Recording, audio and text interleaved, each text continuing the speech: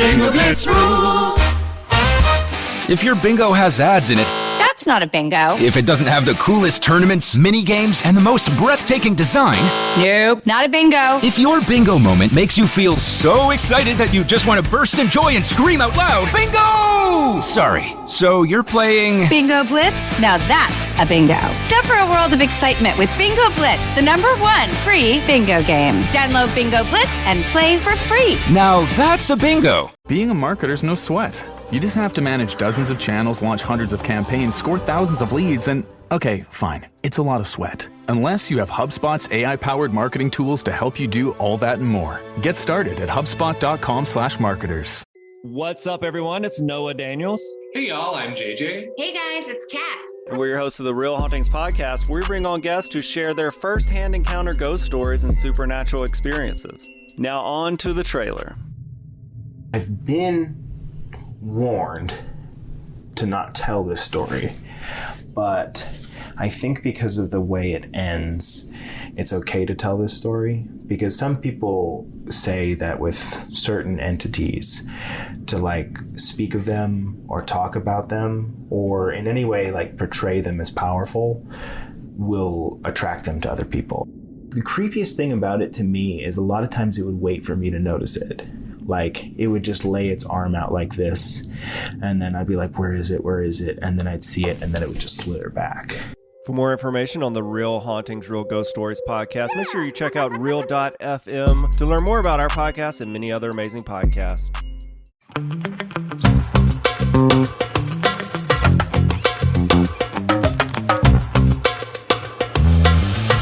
Okay, hello everybody. Why did I start saying okay? Okay. They do that in my own YouTube videos. Ready? Okay. Hi guys, welcome back to another episode of Don't Blame Me. Today, ow, that was my tooth. That was early too. You got it in there quick. No, I do it every episode, but that was probably the quickest. Yeah, your I've mouth ever is done so it. close to that, Megan. Yeah, you I really just like don't to- have to. You're just like making out with it. I'm like, no, so far I'm like away. a sensory kind of person. I just like to know that it's there. You just like phallic objects near your mouth. Yeah, She's thick. Ow. She's thick, bro.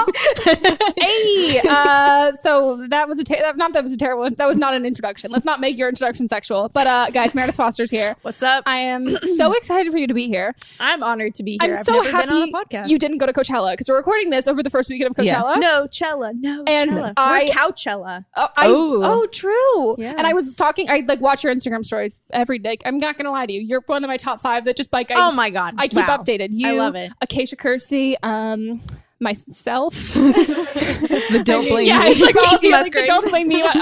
Like it's just like a very small group of people. And I was like looking, and I was like, I feel like she might not be going to Coachella. Like I was like, I feel like I gave off the vibe you of like, like, well, because I'm not into this. I didn't see any like posts of being like, oh my God, outfit. Oh my God, spray tan. Like, let me figure this shit out. Like, oh my God, everything's so crazy. Like, just spent 5 hours planning outfits. It's Like, stressful. maybe she's not going, and made me really happy that you're not there. We're the cool people. Well, guys, if you're new here, welcome to the podcast. This is Don't Blame Me. It's an advice podcast. You guys call in and you leave us voicemails, and then we give you some advice. And so if you want to be on an upcoming episode, the phone number is 310-694-0976. Wow, did I almost forget that? Well, we haven't recorded in a while. That that is true. Yeah. I was gone. You were gone. We've been gone, but we're back. Not that they know. I mean, they don't know. They don't. They don't know. But if you wanted to know about your international calls, it's a bad segue. International listeners, you can give us a call by recording an audio message. So I guess it's not technically a call. Just fucking record an audio message. Email us at meghanpodcast@gmail.com with the audio message. Good God, that was rough. It was. So yeah. Do you feel like you're good at giving advice? You know, I think I've gotten better at it over the years because I've learned so much. I've been through some things. Yeah. So I've like come out on this better side, better place. Because I just not just watched. I watched it when it came out. Is this like creepy that I'm just being like, I'm like seeing all everything? No, tell me. I've also known you for so long. that Yeah, I'm no, like, we were on Dance On yeah, together literally, back like, when we've we known just each other like for years. It's kind of embarrassing. Yeah, it was very embarrassing. How long we've been, especially for me. But I watched when you gave people like relationship advice and that kind of stuff, and I was like, oh, she's gonna be this is gonna in be the good. green top. Yeah.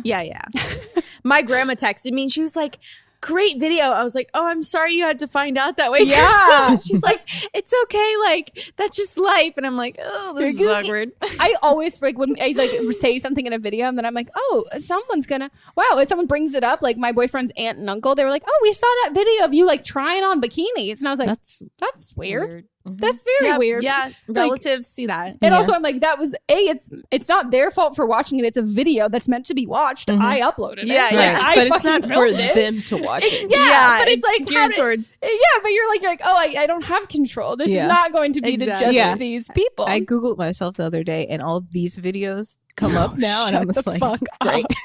Pegging with Melissa and That's Megan. the first one. Stop. Oh my, let's talk about pegging. It's the video Let's that talk you, about pegging. Oh my God.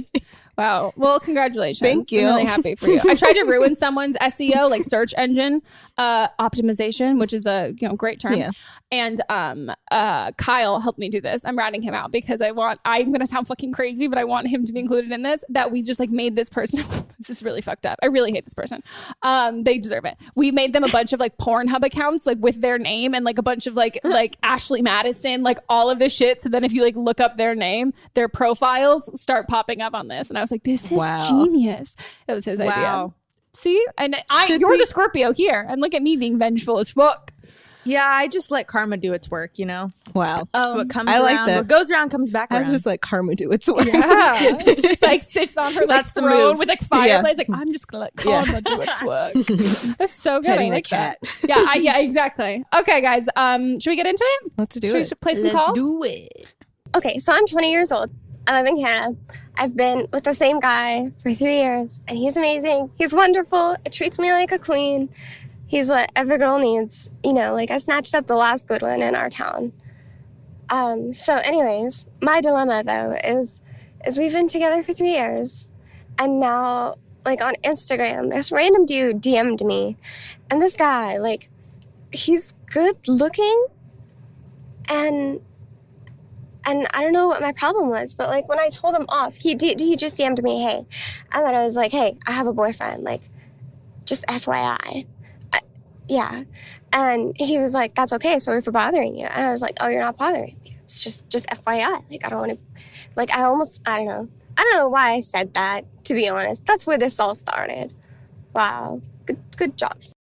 Anyways, so this guy, me and him started talking, and then I felt kind of gross about us talking because it's like stuff that I wouldn't necessarily want my boyfriend to like read, like going through my messages and reading that. So I was like, eventually we talked for like a few weeks, and then I asked him to stop because I was like, this is weird. But actually, because he was such a nice guy and my best friend was actually going through a really bad breakup, I tried to make like a rebound thing happen there. But like, it didn't work out because she went back to her boyfriend. But me and this guy kind of kept talking. But then I felt weird about it. So I asked him to stop. And he's like, no, I just want to be friends. But I was like, no, I just feel like we're not friends. We should stop. And like sometimes we would talk about meeting. And that part of it felt like weird to me because he lives 3 hours away. Like, why would I drive that far to see anybody? Or why would he? I don't know. Yeah, so it got kind of weird. So I asked him to stop. And he did stop for like months. And now, like, this week, he started again. And I'm like, no, man, like, what are you getting out of it? And he's like, don't worry, I'm not just some fuckboy. Like, I can be friends with a girl without just wanting things from her. But, like, at the same time, you get so flirty right away. Like, am I wrong for telling him off? Or, like, should I just, I don't know. What's my problem? Like, what am I supposed to do here? I can't tell any of my friends this because, like, I feel embarrassed. And also my friends just kind of support every, like, thing I do. So it's not like, even if they knew it was a bad idea, they would be like, oh, try it. Just, see what happens. Anyways, thanks in advance for your help. Wow. First question, which she can't answer. How the fuck, like, how do people, like, a random slides into your DMs? Like, do they have mutual friends, do you think? I don't know. Like, I think people spend way too much time on Instagram and on social media in general. And for her to like be so consumed with what this random guy is saying to her, like, live your life your boyfriend in real life. Yeah. Go back to him. Like, who cares about this guy? Just stop talking to him. And I hate to be the one who's like, because I never like to like the idea like, oh my God, girls, you're sending mixed messages. Like, but you really are. You're like telling him off, be like, I have a boyfriend. And he's like, oh, okay, sorry. And you're like, no, I just like FYI. Like you're backtracking. Like you're making these like telling him off. I'm using air quotations, like telling him off statements.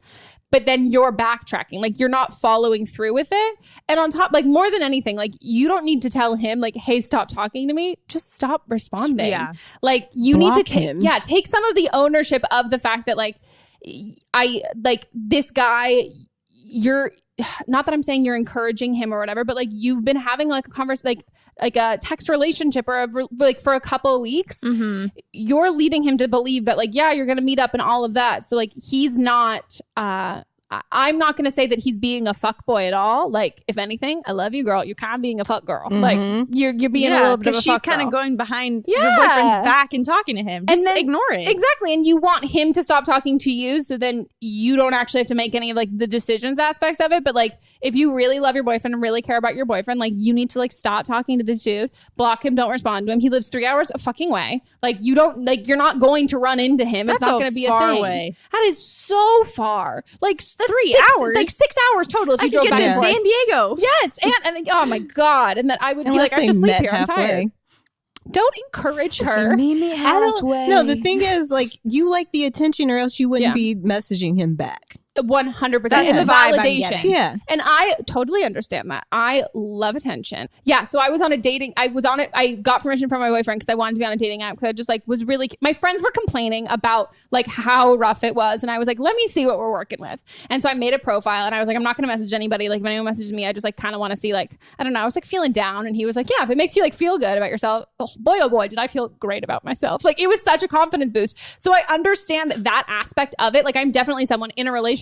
Like even if you're in a relationship, you can still like, it's nice to feel wanted. Yeah. And validation and anything like that. But like the issue is acting on any of that. Yeah. And if you feel like you're not getting that sort of attention and validation from your partner, like then why are you with them? Yeah, exactly. And like he can be a really, really great guy and like you can still not be. And if someone's like so fucking awesome, it can be really hard to then ask for something additional that you need or you want because you're like, why am I complaining? You're so perfect. Right. Like you're so great to me. You treat me so That's awesome. true. Like you can say like this, I don't like, even if it sounds a little selfish, being like, I just really kind of want more attention or something like anything like that. And asking for that, it's not asking too much at all. That's what a relationship is. So I don't feel like you need to seek that in other like romantic relationships. That's a good point. And if it's like about like someone to talk to during the day, like text your friends. Like he's filling a void and you have to figure out what that void is. And then that either needs to be addressed in your relationship or you need to figure it out in a way that's not romantic. Like if it's attention or someone talking, like, I don't know, like my boyfriend has like a normal job and it's the middle of the day. I'm like, who am I going to talk to? And I'm just like, I'll like text my friends, but like I'm not like sliding into like,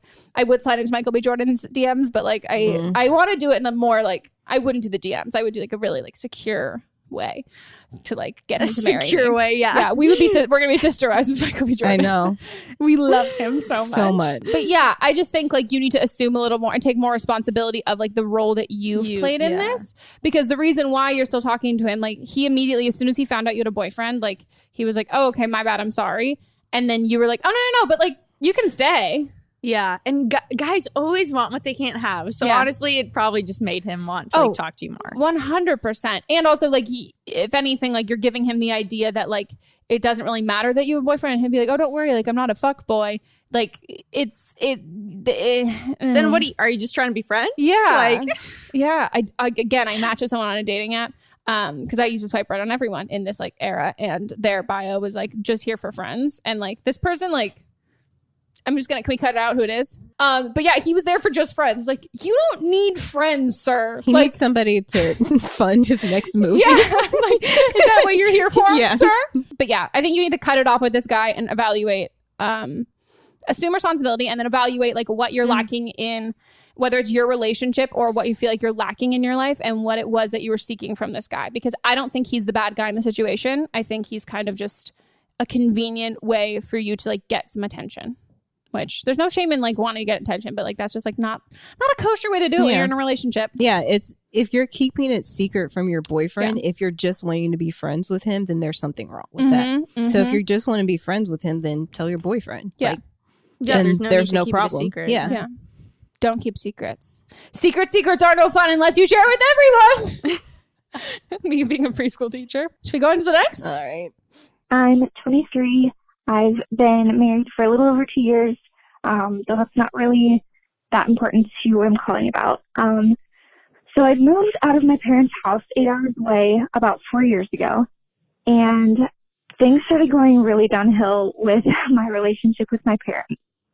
So a little background, my now husband and I planned a trip for our 1-year anniversary, and my parents basically threatened not to bless our marriage if we went, which was very manipulative. We ended up not going, but there was a lot of resentment there.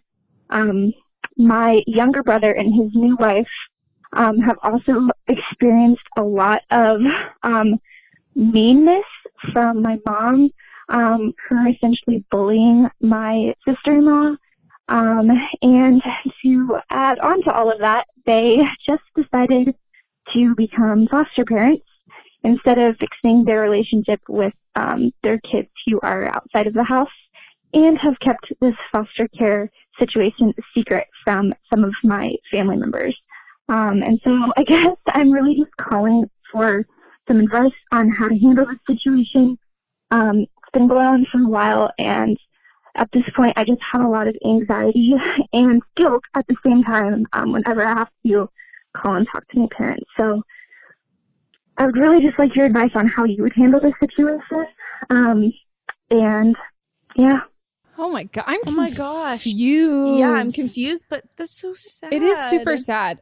I'm not religious, so when you bless them, can you retake? I'm not even sure what that. What she I don't think it has to be a religious thing. It's just like they're not accepting it. But they had been married for a year. Yeah. Like, wouldn't it's just too little too late. Like, we're already married. Like, I don't understand. I kind of wanted to know from her their reasoning behind that. Yeah. Like, were they paying for the vacation? Are they supporting them? Yeah. Maybe? Like, what stakes do they have that they can like call those shots? Like, and makes because you're an adult, you're married, so like you have your own family at this point. Yeah. So I don't know if they are like financially involved in your life. I mean, the foster part, like that, like the not foster, Meredith Foster, foster kid part. That's the one that like, that's where it like kind of like throws a wrench in like my whole thing of being like cut toxic people out, but also like, I don't know, like the idea that like, what if they're shitty to these kids? So her parents are now raising foster children. Her parents don't want the kid, like they just want kids. They don't want their kids to grow up. That's what it seems like. Oh, that kind of and like they don't want the independent. They want like the kids, like people who depend on them. Mm-hmm. Oh. That's manipulative. Yeah, it's very manipulative. In general, this is super manipulative. I don't know if you guys have financial ties. I think if you do, make a huge priority to not in a year, a couple of years, however soon you can. But I'm like a big believer in like cutting toxic people out of your life, regardless of their relation to you. Mm-hmm. Like you shouldn't have to. Like there are certain things like everyone's like human, parents are human, kids are human, like your friends, like your partners, all of that stuff. But you shouldn't have to like sacrifice and like bend over backwards to like accept like a shitty, like whatever, like love or whatever that relationship is that someone's like giving you. If you're accepting something that's like not whole or like not like fulfilling you at all, and you're also having to like, I don't know, like sacrifice and like compromise on all of these other things, like they're not filling that like that role of like being a parent. Like that's, I think like found family and everything like that is like so important. And if someone's going to like want to be, if they're going to be your parent, I don't think that you should have to like endure a bunch of things to not get the benefits of it. And it sounds like they don't want the best for her. Yeah. So I would honestly cut ties. Yeah. And So like there's this thing called empty nest syndrome, and it's a feeling of grief and loneliness parents may feel when their children leave home for the first time. Mm-hmm. So that's what it sounds like to me. Yeah. And if like, I think like you don't have to like make any rash like statements to them. I think like because you live farther away and like all of that, I think like you and your brother should sit down and with like maybe you guys sit down first before you include the significant others and be like, you know what, like we're both not going to take this. Like it's also like just not fair and healthy to like both of your partners too. Like especially for like the sister-in-law, like that fucking sucks. Like that sucks so much. So if you guys kind of together say like, you know what, we're gonna take a big step back. And if they decide that they want to like come back into our lives in like a positive and healthy manner, like we're not ruling that out, but like we're gonna be each other's like core circle family sort of thing, and spend as much time, if they live close, hopefully like spend as much time as you can like with them and like fostering that relationship, because if they grow out of it or they don't, who knows. And then because I think like hopefully there'll be like a lot you didn't mention anything about like they were terrible to you as like childhood. Yeah, we don't really know the whole story. So I think like in that way I wouldn't like, I don't know if you're worried about I don't know if you feel either. It sounds like you feel more replaced by the foster kids. You're not like worried that like, oh, they've got all these people, they're like monsters and now there's new people there. So I think you just need to like take a step distance, back. Yeah. And then if they change their behavior, you can always rekindle that relationship. And as I looked this up, it's actually a form of depression. So family counseling may be a good move too. Yeah. That makes sense. And I don't know what your parents' relationship is like with each other. Like if like your dad's an active participant in this, or if it's mostly just your mom, or like what's happening there. But I think family counseling would be like a good suggestion. But if they're not willing and like able to do that, I don't think you need to sacrifice your own personal happiness for them. Also, because I think like we should hold people to higher standards, and if you just like let people be shitty, then they're like, oh, okay, cool, I can be shitty, like this is fine, and like this is an acceptable behavior, when in reality, like if you hold people to a higher standard, they're like, oh, I need to like get my act together and be a better person, because like this isn't gonna fly. So that's a hard like line to draw, because like they're your parents. But I think the distance would be good. I just want to send her to my new therapist. I'm like, talk to my new therapist, she's great. I am 22. I'm from Alberta, Canada. And for the past 3.5 years, I've been in cancer treatment. Long story short, it's pretty serious, but I am stable right now, so that's good. I recently moved back to my hometown. I moved away to be closer to a different hospital, but now that I'm doing better, I came back home, and I really want to start dating, which I'm kind of struggling with. First of all, because like I can't work, I'm not in school, so I don't really know how to meet any guys aside from like dating apps, which have not really worked out for me before. But I'm also struggling with knowing when and how to tell them I have cancer. I mean, not specifically the cancer thing, that's pretty obvious and I'm pretty open about that. But more specifically, some of like the side effects, such as, I can't have children. My ovaries have been crispy fried, so that's out of the question for me. But also, like, I don't know how to tell them, like, I'm not really into sex right now, between like my antidepressants and, you know, no ovaries, so I don't produce estrogen. So I haven't felt like any sexual feelings or urges at all in like 3 years. So I'm never horny or turned on or anything. And like sex hurts. So I don't know, like, do you have any advice on like when and how to tell guys this, and how to not like freak them out about the whole cancer thing? And like, how do I tell a guy that I really like, that maybe wants kids really bad, that I can't have kids? And I also don't know if I even want them. So yeah, any advice you can give me would be great. Thank you so much. I love you so much. Feel free to give me some tough love. Oh my gosh. Wow. Let me say this before I forget. Yeah. What she said about like not freaking the guy out. The right guy for you will not be freaked out. And he'll love you like no matter what. If you want to have kids, if you don't want to have kids. I just had to get that off my chest. Well, it's true. I think there's a partner for absolutely everyone. Yeah. And I think like I have like a massive fear that I'm not gonna be able to have kids because I have endometriosis. And what's that? Oh my God. What is it not? It's ruining my life. So one of the things can be infertility, and it's typically in general, if you have endometriosis, it doesn't mean you're infertile, but it does mean that it's harder. Yeah. And my mom had endometriosis, but she had 3. Yeah. I know a lot of people who've like still had kids, but some people are infertile from it. Yeah. And I didn't officially, I didn't find out that I had it until I was like in a relationship, and that like my boyfriend Mats and I've always talked about kids. Like we've always talked about like we want kids and all of that sort of stuff. And so I was terrified, like to not even tell like a new person, but to tell the person that I was with that like we might not be like able to have kids. And his like immediate reaction, he was like, first of all, we don't know that, and like if anything, like I really like we want to make this a priority. Like if that means like eventually, guys, don't get like excited. But like he's like if it came like we like any like he's like I don't mind how much we would have to pay for IVF or like anything like that to like do that. And he's like, and if it doesn't, like that's not the only way to have kids. Like we can adopt, we could do all of these other things. And in my mind, like I was afraid of like the person who I'd been with for years even having like issues with that because I had known he'd always wanted kids. But then he said, he's like, we've talked about kids pretty early on into our relationship. He's like, if I knew that you actually just didn't want to be a mom, he's like, we probably wouldn't have been together.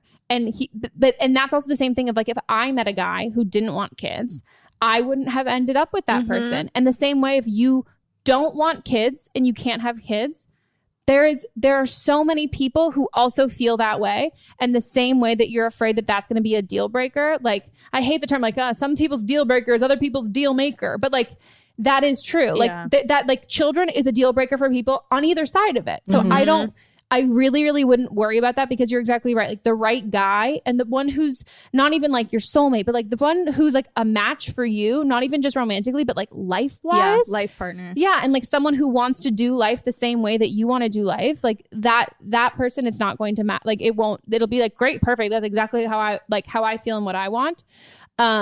Comes like for the timing aspect of it, I think you said you're like very open on I don't know if you are open on like Instagram or social media. She has a YouTube channel that she did send to us. Okay. Yeah. So you're open with, so if people Googled you, like you've got a YouTube channel, if they looked you up on Instagram and all that stuff, guys could do their homework before a date and be like, okay, cool, great. This is what, like, she's got cancer. This is something like that. And I think in general, I mean, guys are stupid, but like if I was a girl in the situation and I would look up and be like, oh, I wonder what this is about and what this is like.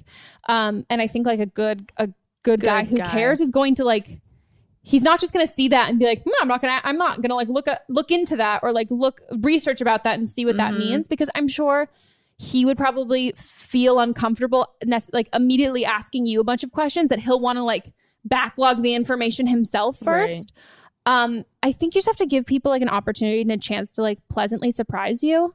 I think dating, I totally understand like I'm sure you can understand like how do you meet people when you're not in school and you don't have a normal job? I know, I was gonna say so fucking hard. It is, like, and I think but now like because I live down by the beach and because I don't have dating apps and I literally go to the grocery store, I go to like I'm around shopping, the gym, and I've started like actually introducing myself to guys and being like, hey, like my name's Meredith. It's so funny because I used to be the complete opposite. I was super shy, but you just kind of have to put yourself out there. Like you never know if you never try. So you got to just do it. I think that's it. It's like just going for it, I think is a great I don't know. It's like a great, even not that you will necessarily get shot down, but I think you're like, it's going to be a confidence booster. Like you're going to realize you're like, oh, wow, like I can do this too. Like this just doesn't have to be guys.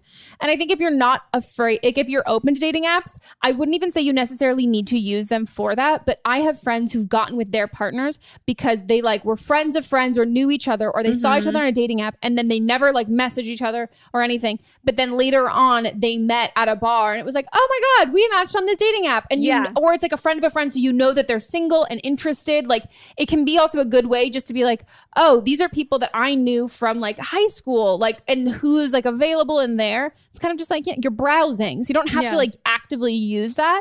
But I think if you want to and you are like comfortable actively using it, I think like the more honest and transparent you can be on a dating app, the better. 100% works in your favor. I think people have this idea of putting on this like fake, like airbrushed idea of who they are on a dating app. And that's only going to like, it's just, you're never going to like not even live up to it. You're not going to match that person like when you meet in real life. That's so true. And when you meet a guy and you're like, oh my God, you just picked all the best pictures of yourself and you like had your friend write this because you're not funny at all. Like there's no like realness to it. I mean, damn, really? Oh, no, you're funny though. I wrote her dating app. Yeah, no, but we did it together.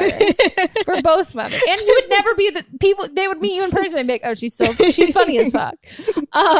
But like I had when I had dating apps, and I've said it before, one of the last pictures I had was me right after I got my nose done. So I have blood everywhere and like two black eyes. That's everything. And it was one of those things people being like, holy shit, this girl's fucking weird. I like it. So I think the more open and honest you can be right at the start. And you said you're pretty open with that kind of stuff. I think you'll be surprised at how many like guys refreshing. And like they're not just there for like also like penetration, intercourse, and all of those different like that's they like I know like there are a lot of people who have like if you've ever looked at she's on BuzzFeed, Lara on BuzzFeed, she's got endometriosis and like something else that makes it impossible for her to have like penetrative sex without being like incredibly painful, and she talks about dating with that and like what that's like and how to like introduce it into a relationship or like when you're meeting somebody. So I think that's a good call, just to be honest and tell people.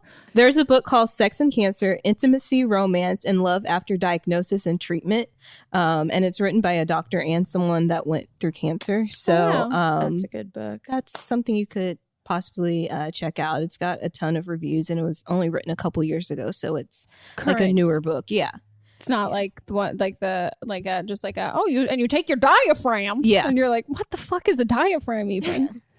Wow, you've got this. You're gonna be I'm rooting for you. I have faith in you and all them boys. About to all get them boys. All them Bring boys. them to the yard. Yeah, with your milk. Just sit in your yard with milkshakes. Is this how I do it? My milkshakes. Where are the boys? I am in my yard. Oh, good. That's actually good. Okay, guys, it is time for a quick break, and we will be back with more calls.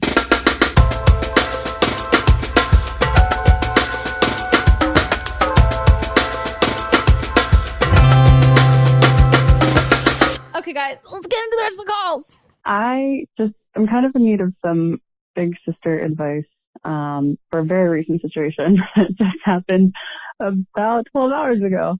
So I'm 22 years old. I'm almost done with college. And last night I lost my virginity, which I know like it's kind of like a late bloomer situation, I guess, but I was a late bloomer. I didn't have a boyfriend until I was 20.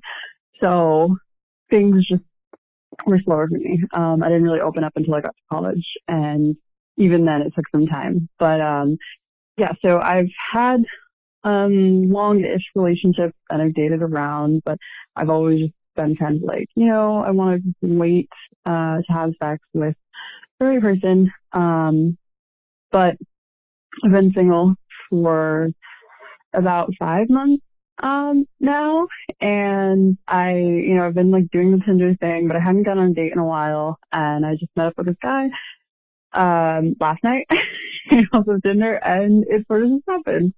And basically the advice I need is sort of just how can you kind of, I don't know, sounds gross, but like take ownership of your sexuality and like not feel guilty for, you know, not doing it in past relationships and kind of just doing it in this one and done hookup thing. I mean, the experience itself was all right, you know, whatever. But I'm just kind of dealing with this internal conflict of like not regretting it and not feeling, you know, sort of just sad about the whole thing. Like, I know, you know, it's whatever. Like, it was a consensual experience and, you know, it was all right. It could have been worse, but I don't know. I just kind of need a little like push to like, hey, don't feel shitty about this. And, you know, yeah, I don't really know anything else I would need from this, but just any sort of like advice about like going forward and like dating and hooking up and not feeling guilty about sex and all that other shit. Don't feel guilty. Don't feel guilty, girl. I can relate to this big time. Like, I went through, when I turned 20, I think I lost my virginity when I was 20. I like went through this year of just hooking up with guys and I felt so guilty about it. Like, I remember just like coming home and just like hating myself for it. And that just made it so much worse. And when I finally like let go of that guilt and just kind of forgave myself, it was like this whole new world opened up in front of me. And I finally like realized, okay, this is how I want to date. This is what I want to do. And I was kind of doing it to just like please other people. I think it's fine. Like, if you're doing it because you just want to have sex, like do it. But like, I was doing it for the wrong reasons. So I just felt really guilty about it. But there's no reason for you to feel guilty. Like, you're young, like you're just figuring out what you want to do and going forward. Like, I think just have a mindset of like, you're becoming yourself, and you have to go through these experiences in order to like grow and become your greatest self. Like, that's what you're doing right now, girlfriend. Yeah. Oh, sorry. I was holding that in for a second. I think like guilt and everything that it comes with like sex and stuff. I think like it's like a twofold thing, because I think in general, women are really taught that men are taught that like sleep around, like don't like test, like you gotta test drive the car before you drive it off the lot and all of this. And women are told that they're delicate and they're fragile, and like men are like boys are dangerous and stay away and keep this thing to yourself. But in reality, everyone's gonna call you pretty and like all the time and like seek that validation, but like don't act on any of that stuff. So it can be really, really, really confusing to be a woman who's constantly sexualized, but then being like, no, but you don't get to control that. I get to control if I sexualize you. Like me, as if I'm a man, I get to control how you like your like sexual health and like like all of this stuff. Like, men control so much of women's sex, and including in the things like men have decided for ages, like who's sexy, like who's like maximum hot 100, like that's decided by men. It's like so men toxic. Are deciding who are sexual and like who are sexy and who they're attracted to, and then controlling when that is appropriate and when they want that and when they don't. And for women, it's really, really, really confusing. And at the same time, I think there is this like fantastic influx of women taking control of their sex life and all of that. But the biggest thing is that's if you want to. Like, if you want to sleep around and you want to, it's about having the choice. It's like, that's like always what it is. That's what we as women are fighting for. It's being like, I'm not going to tell you what to do with your body. I'm telling you that no one else should be able to tell you, you have to do this. I want to give you that choice. So I think if you feel like you like the guilt that you have is just society imposed on the idea that like you're supposed to be like this virginal flower that is never touched in a forbidden garden, and you're like, oh, but I really want to like explore sexually and do all of that, then I think you need to like just seek out like media and things that promote like positive female sex and like fostering that. And there's just like, there's so much like great articles you can read, books, like shows, like Broad City, like there's so many things that are pioneers of like women taking control of like their own sex life. But on the other side of it, if you feel like that's something that like, I really hope everyone identifies as a feminist, but like you identify as a feminist and you're like, yes, for sure. You can can be a pioneer and vouching for women to have the choice of what they want to do with their bodies, and you can choose to not sleep around if that doesn't like make you happy and if that's not what you want. So I think you need to figure out which side your guilt is coming from. Like, is it coming from the fact that like you like wanted how to, I was, how I just did it to please other people, and I actually didn't want to have sex. And also, we can get into that idea of being like, this is like, I have never been one to, that's a lie. I like slept around a little bit, but like I've never like not in like my adult life, like at fucking hall, like only in like high school, college, like that was it. But like I got to my 20s, I was like, no, I'm not, that was like not my thing at all. But like all the more power to women who want to do that. But there can be the thing of being like, if your friends are all doing it and you can think that like, oh, I'm supposed to want to do this, so I'm just going to do it and then it's going to click and this is what I want. And it might not be what you want. Mm-hmm. And like there's no shame in any of that. And I think like the more that you can inform yourself of just like reading and like just like taking in like a lot of content and media that is about like empowering women, you're gonna realize if it is on the other side of being like you're feeling guilty because you don't really want to do this, you realize that that's not what the argument is. The argument's not for like every woman to like sleep around. It's to have the choice and the freedom to do that without judgment. Mm-hmm. So there shouldn't be judgment on either side. Yeah, I love it. Oh, that makes me so happy. Yeah, that was really good. It just makes me like really like sad because like also like I have like, I don't know, like I'm like very like pro sex positive and all of that, but like like even in my 20s, like there was definitely like a time where I was like, how can I be like such a like a pro sex like feminist like woman, all of that stuff. I didn't start masturbating until I was so much older, but it was like I was never I don't know, like it felt like I wasn't like doing a good job at like being like I was like speaking out for these things, but I wasn't like taking my own, I don't know, like there's just like such a spectrum in all of that. Mm-hmm. And like it's the same like with the pro-choice. Like it's about everyone should choose what they fucking want to do with their own bodies.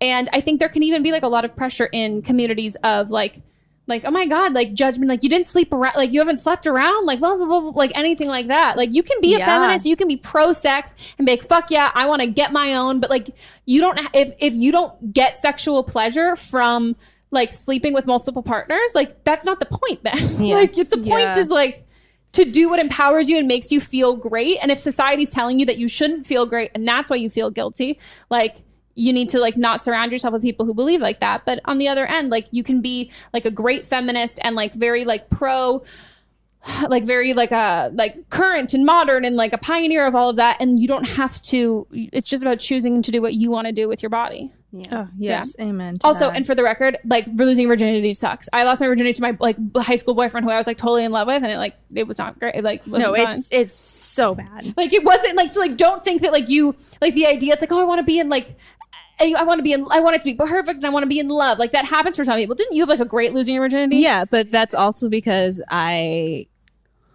started masturbating like when I was younger. That's I done goofed. So and my like virginity was just some guy that I had a class with. So I didn't have like that love put on it. I had that love and it was like subpar at fucking best. But I think for me what I think it's like, I think it's if you're someone who kind of like leans in a more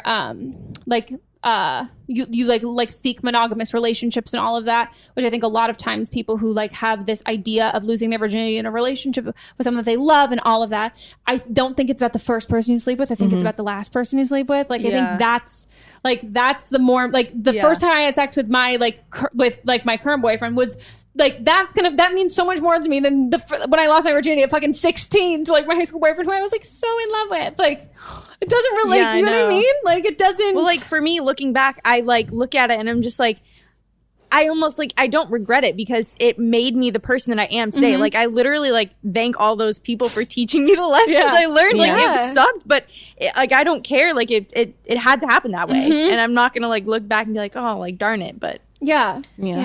There's an article I'm going to put in the notes called 3 Ways to Unlearn Sexual Guilt.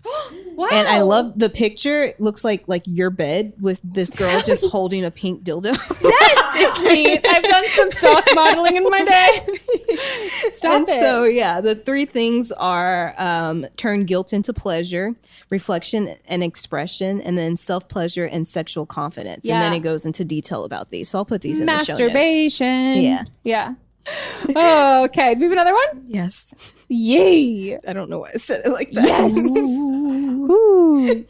I'm 20 years old. I'm in college, and I live in a house with 4 other girls. One of the girls recently started hanging out with 2 girls, and they've started to have a bad influence on her. And keep in mind, these girls kind of came out of nowhere, so it was like kind of concerning. She started doing cocaine and Xanax, but she said that cocaine was too expensive, so she probably wouldn't do it that much. This past summer, she had like 10 friends over, and which included a few cocaine dealers, which bugs me because they came in our house with the code, so they still know the code to our house. Although that annoys me, the main concern is that my friend is just going down a bad path. She also has been skipping class for the past few weeks, and so I'm just getting a bunch of bad signs from her. I feel like there's a lot of underlying issues that she hasn't addressed ever. Like, she was adopted, and her parents split up. She's not very close with her sister, and her parents are like supportive of her, but not really involved. She doesn't like when my roommates and I judge her, so I'm conflicted as to what I should do in this situation. I'm concerned for her, and we have previously like said something to her, but she's like, oh yeah, haha, that'd be sad if I died. So I just don't know what I should do. Maybe I should wait it out. I don't know if I should talk to her, talk to her mom. Please help. I think I would assume probably around the same age, because usually when you have roommates in college, it's like you usually end up like being the same age, unless she moved into like a house and she's like an upperclassman. Oh, okay. I'm not going to start. You start. Okay. What I am going to say about this situation is I think it sounds like your friend is struggling mentally, and I think to just be there for her and support her is the most important thing. Just let her know like you're there for her.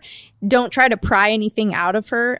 Just kind of like let her figure it out. The fact that she's, using drugs is very concerning. But maybe even just telling her, I think she said something about her parents not being involved. She was adopted and yeah. Oof. Yeah. Oof. Yeah. I think she's depressed. I think like it's a huge aspect of like self-medicating with like drugs and all of that sort of stuff. We've like talked about how I've dated like a lot of drug dealers, but aside from that, I had a girl that I was like friends-ish with. Like we were kind of more like surface level friends. Acquaintances. But yeah. But like her friends she like was rolling with this circle of other people, and I'm like, despite being like a Leo, my Pisces moon really comes in to be like, let me nurture you. And the same thing with like, I've got a lot of Cancer in my chart. So like I feel like I also think like I like did everything like 2 years or 3 years ahead of people. So like by the time that I turned 21, I was like, I haven't drank in 2 years. Like I'm over this shit. Like I stopped drinking when I was 18. Like I'd say I aged out of it. So by the time that like I was in my 20s, like my boyfriend, like he's 4 or 5 years older than me. He's like, I would have never dated someone, like we were 22. And he would have never dated a 22-year-old, but like you were like 35. Yeah. And I was like, I don't know if I'm mature enough for this girl. We're the same person. Yeah. So that's like so funny. I had this person that I knew, and same thing, got like caught up in kind of like party scene and like drugs and everything like that. I really tried to talk to her about it, and then at the very terrible advice that I sought out advice from somebody who was older than me that I like looked up to. I got advice from them, and they were like, well, you have to tell her family. You need to tell her mom. And I was like I don't know how old, young, and I was like so terrified, and I was like, I like had called her mom, and I was like, I'm just like concerned, blah blah blah, and all that did was cut that girl completely out of my. And she was like, I'm fucking done. I'm not like speaking to you again. How could you do that? Like or anything. And if somebody is going through a really really really hard time, I'm 100% with you. The only thing you can do is be like, I love you and I support you, and I'm here whenever you want to talk about it. If you don't want to talk about it or anything, like there's nothing you can do to protect somebody from something that they don't see there's an issue there yet. Yeah. And I think if you wanted to have a sit down talk with her, I wouldn't talk to her about like the drugs or anything. I'd talk to her about like, how are you doing? How are you doing? Like, I'm going to be like, I want to be like transparent with you. I don't want to put words in your mouth and tell you how you're feeling. But like, as of lately, it seems like you've been feeling a little depressed. And I just want to know if there's anything that I can do. And if you open it to be about how she's feeling, I think she's going to be a lot more likely to come to you when she's ready and figuring that out. And you just can't protect anybody from the choices that they're going to make. Like they have to make, everyone's going to make their own choices, and they have to make them to learn those lessons. And as much as we love people, and like, even if like you had been through something like this before and you want to protect people from making the same mistakes that you did, you can't. Like, everybody has to learn that in their own way. So true. And it sucks and it's hard. And I think like, I also don't want you to feel a responsibility that like, if you feel like you're in an unsafe situation, or you feel like the people who are at your house, it's unsafe, like you need to make sure you put your oxygen mask on first before you like help and assist others.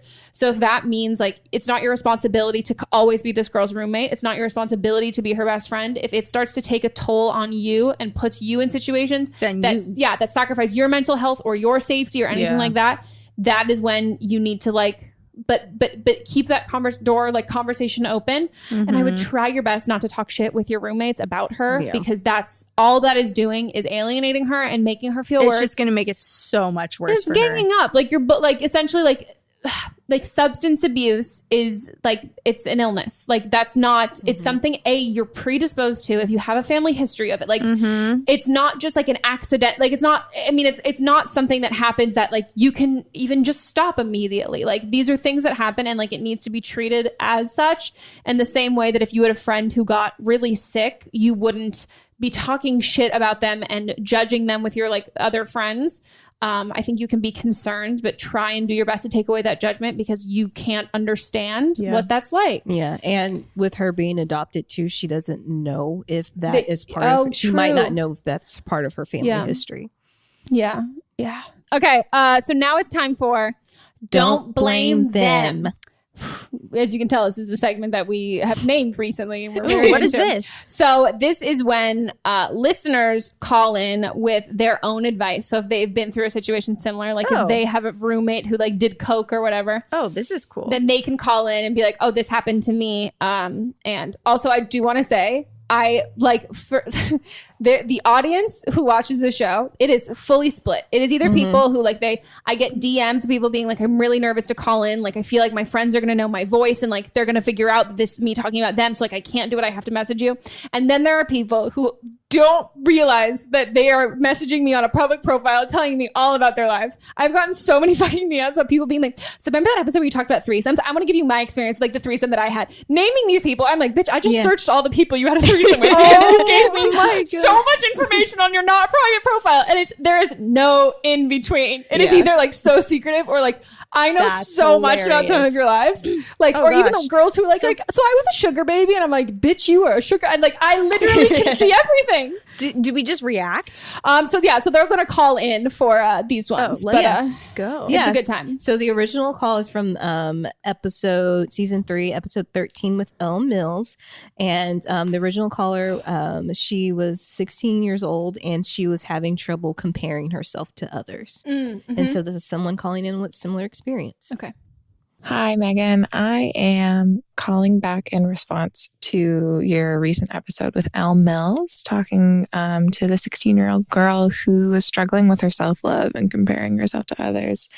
When I was 14, I had the lowest self-confidence. I was always the tall, awkward girl, never had clear skin, was never skinny enough, still not skinny, quote unquote, enough. Still don't have clear skin. But I love myself and I'm super proud, but I can honestly say that it was one hell of a journey. And like, I still have bad days.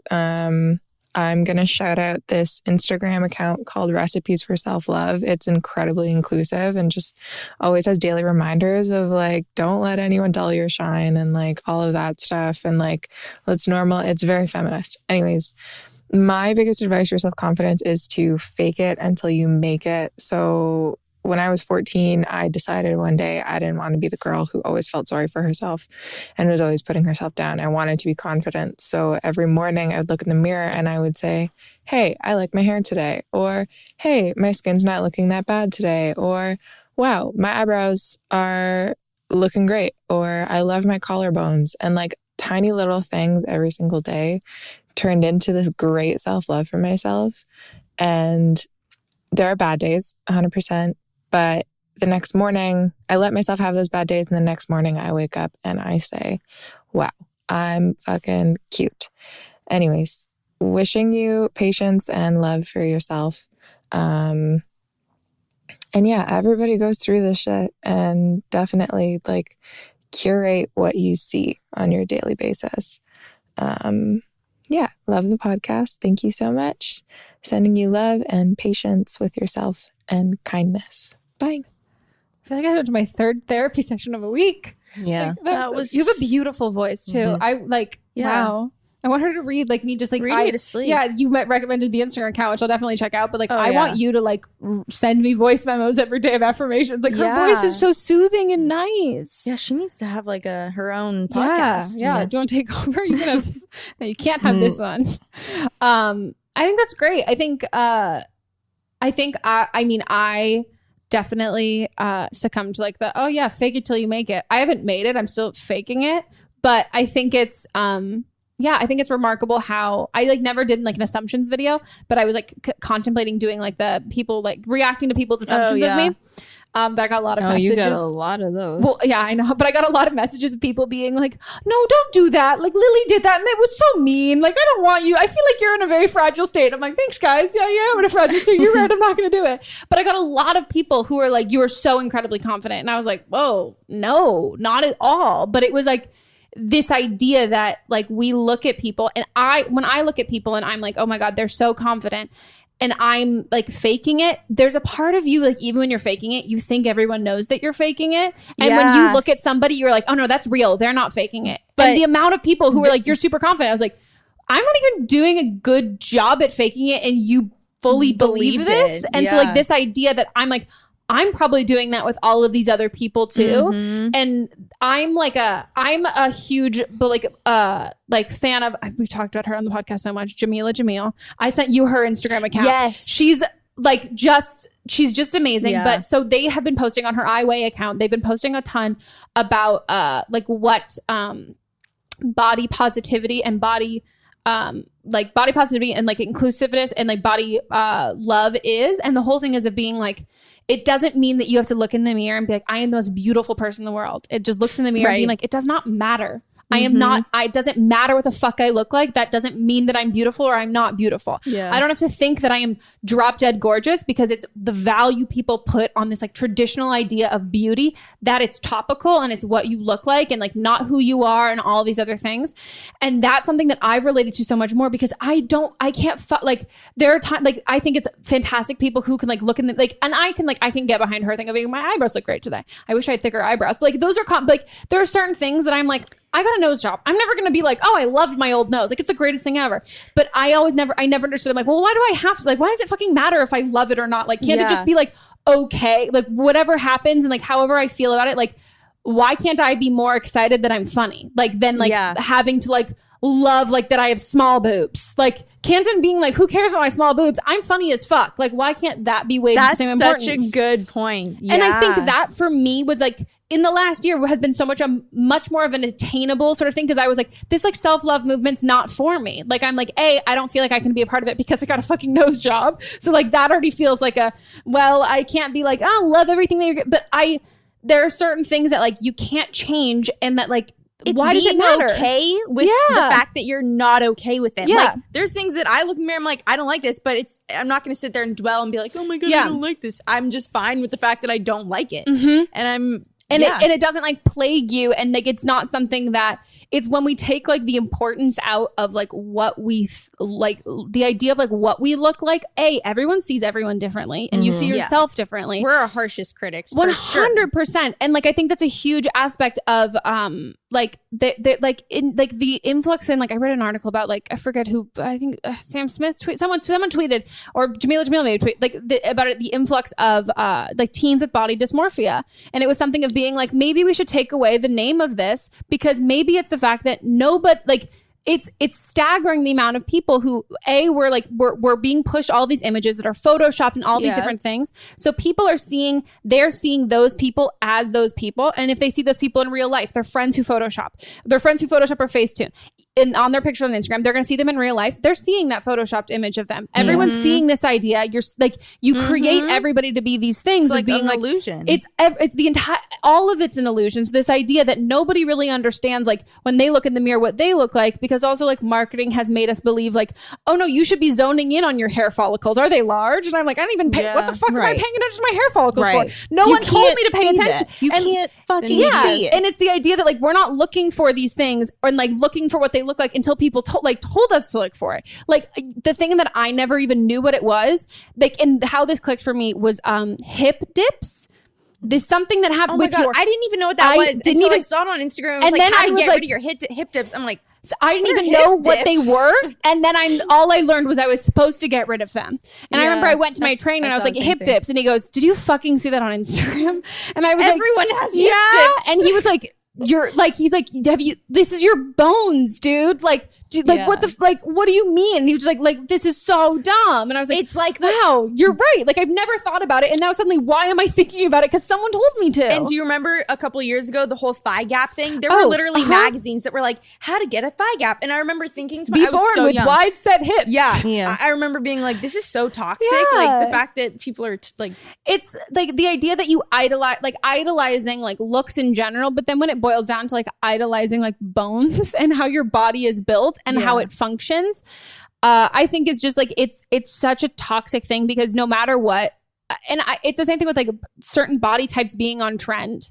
Like that's so fucked up. Like it is thick, and like that's in trend. Like Instagram makes it so bad because like people are looking at it and they're like, well, why can't I look like that? It's because your body was made a certain way, and you can't change the way your body was made. You can become your best self and work out and feel great, but you're never gonna be able to change the way you were made. Yeah, and so you need to embrace that. And not just that, but they don't look like that. That we were just, most of them. Oh my god, the butt implants. Yeah, they're getting even like Facetune. Like you see someone, if you like look at someone and what she said about like curating what you see. Girl, I have so many fucking accounts on mute of like people that I know in real life who just Facetune the shit out of it. I'm like, I can't look at that, because even when I see you in real life, I'm going to see this Facetune version of yourself, and I'm going to make myself feel bad about myself, when in reality, I'm aspiring to look like, or I'm feeling envious of you with someone you don't even look like. And then you look at their tagged pictures and you're like, yeah, this is not the same. Like that's not what you look like, and that's also like not what you should be. Why are we aiming to look like this at all? I'm a huge believer. Like, I mute, unfollow every single account that photoshops or Facetunes or anything like that. I don't even have the Facetune app on my phone. Like, I just found an account that like I celeb face. No. Oh, okay. I noticed, because I know when people like Facetune their bodies. Background. I was like, oh no, it's so bad. I'm like, no, please don't, because other girls are looking at this and they're gonna try to look like that. Like, you don't look like that. No, and they're gonna be like, how do those bushes get to be so wavy? Like, I want bushes that are wavy, and you're like, girl, no. She's over there. Just like zooming in and out. And it's just not. It's not. Yeah, it's just so incredibly dumb. Okay, wow. So that's it for this episode. Meredith, thank you so much for being on. Thank you for having me. This was so fun, honestly. You were so great. We'll have to have you back where I will talk a little less.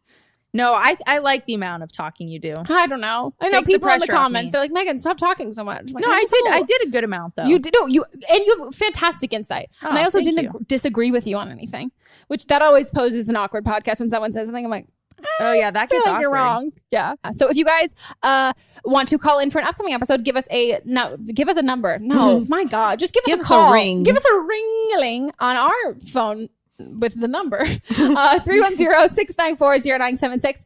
And international callers, you can send us an audio file at meghanpodcast@gmail.com.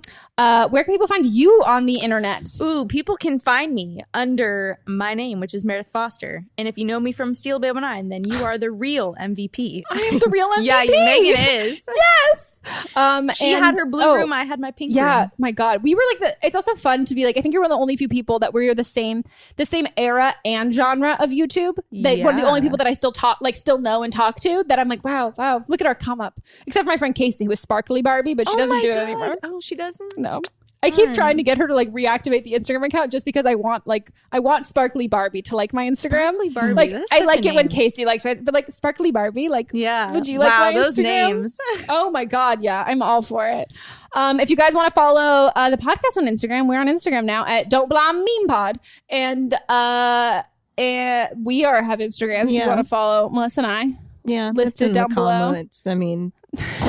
Do you guys want to comment our Instagrams? Everybody leave a comment with Melissa and I's Instagram. Yeah, do it. Just tag us. That way we know you listen to the end. Yeah. Oh, yeah. That's those people, you are the real MVP. Yeah. And if you knew Steel Babe 9 and Megan Rosette. Ooh, kill me. Ooh, that was like Megan a small Rosette. Stab to my heart.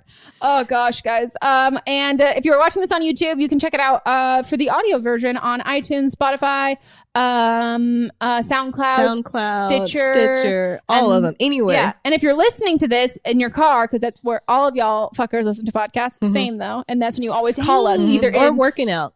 Oh, true. Oh, that's good. Yeah, you go on the Stairmaster. And that's fun. I love that. I do the murder ones when I'm like on the bike, and then I'm like, oh my God, I'm running from murder. I'm running away from these murders. You guys can watch it on YouTube too if you want to see the video version and see Meredith and I share a nice blanket and watch me almost see my pants in like a solid 35 seconds. Don't worry, we'll cut before then. Okay, guys, we'll see you next week. Goodbye. Bye.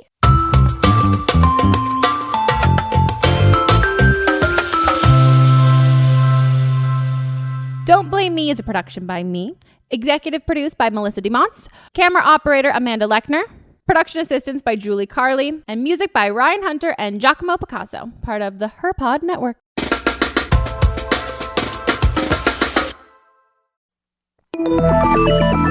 Listening to a podcast should be time well spent, and I promise it will be if you'll give this podcast a try. It's called Something You Should Know. I'm the host, Mike Carruthers, and in every episode, I talk with leading experts on topics I know you will find fascinating. From why people can't keep secrets, what your favorite music says about you, why your pet acts in strange ways, and so much more. Something You Should Know is designed to give you information you can use in your life and give you great intel that you can share with others. I'm told it's a binge-worthy podcast. And with over 1,000 episodes, there's a lot to binge on. Something You Should Know has been ranked in the top of the Apple Podcast charts consistently for a long time. I know you're going to like this. I just need to get you to try it. Something You Should Know. It's available wherever you listen to podcasts. Hi, this is Rob Benedict. And I am Richard Spate. We were both on a little show you might know called Supernatural. It had a pretty good run, 15 seasons, 327 episodes. And though we have seen, of course, every episode many times, we figured, hey, now that we're wrapped, let's watch it all again. And we can't do that alone, so we're inviting the cast and crew that made the show along for the ride. We've got writers, producers, composers, directors, and we'll of course have some actors on as well, including some certain guys that played some certain pretty iconic brothers. It was kind of a little bit of a left field choice in the best way possible. The note from Kripke was, he's great, we love him, but we're looking for like a really intelligent Duchovny type. With 15 seasons to explore, it's going to be the road trip of several lifetimes. So please join us and subscribe to Supernatural then and now. Do you love Disney? Do you love top 10 lists? Then you are going to love our hit podcast, Disney Countdown. I'm Megan, the Magical Millennial. And I'm the Dapper Danielle. On every episode of our fun and family-friendly show, we count down our top 10 lists of all things Disney. The parks, the movies, the music, the food, the lore. There is nothing we don't cover on our show. We are famous for rabbit holes, Disney-themed games, and fun facts you didn't know you needed. I had Danielle and Megan record some answers to seemingly meaningless questions. I asked Danielle what insect song is typically higher pitched in hotter temperatures and lower pitched in cooler temperatures. You got this. No, I didn't. Don't believe that. About a wish coming true? Well, I didn't either. Of course, I'm just a cicada. I'm crying. I'm so sorry, Jiminy. You win that one.